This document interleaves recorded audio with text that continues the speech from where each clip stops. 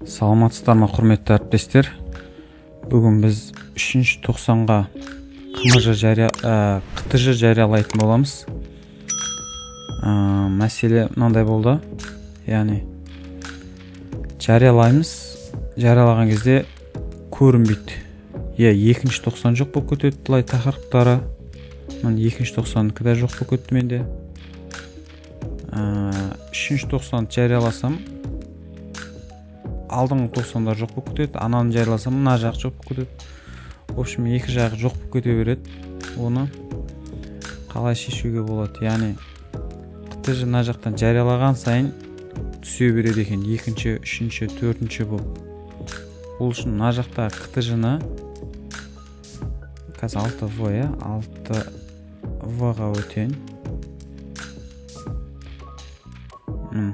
Мынадан бастаулық деп бір, мына жерден жариялаудан алып тастау деген басу керек. Қазір жариялаудан алып тастадым барлық 90-ды. Мына жерде мін көріп шығамыз. Бірінші 90-ды көрейік. Бірінші 90-да 9 сағат бар екен. Екінші 90-ды көрейік. Екінші 90-да 7 сағат. Яғни 9-ға 7, 16 сағат, 16 сағат.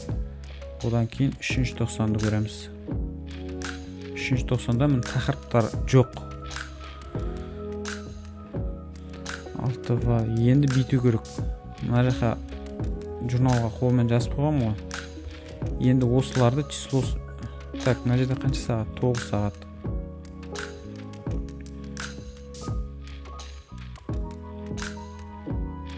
Бірінші 90-да бізде 9 сағат, екінші 90-да 7 сағат, 16, 17, 18, 19, 20, 21, 22, 23, 24, 25 сағат екен. Енді битеміз 3-90-ға өтейік. Параметрлерді басамыз. Мына жерде 25 сағат деп қоямыз. Сақтауды басамыз. Енді 3-90 қайттан өтейік.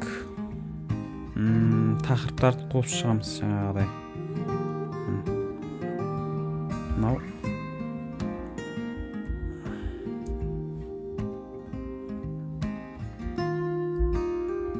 уақытында қойып шығамыз. 12-сі 01-24.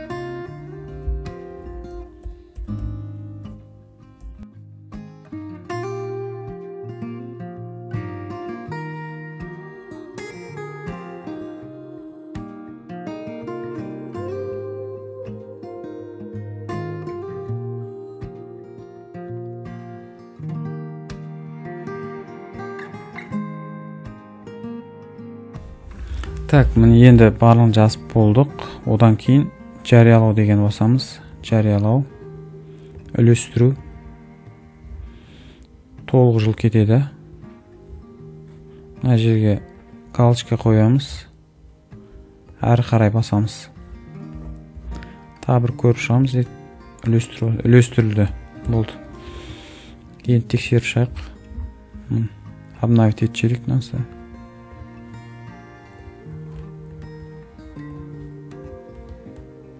В дүниежүзі тарихы. қтж жарияланған белгісі мынандай үшбұрыш болып тұрады екен. Екінші 90-да жарияланды. Және бірінші 90-да жарияланды.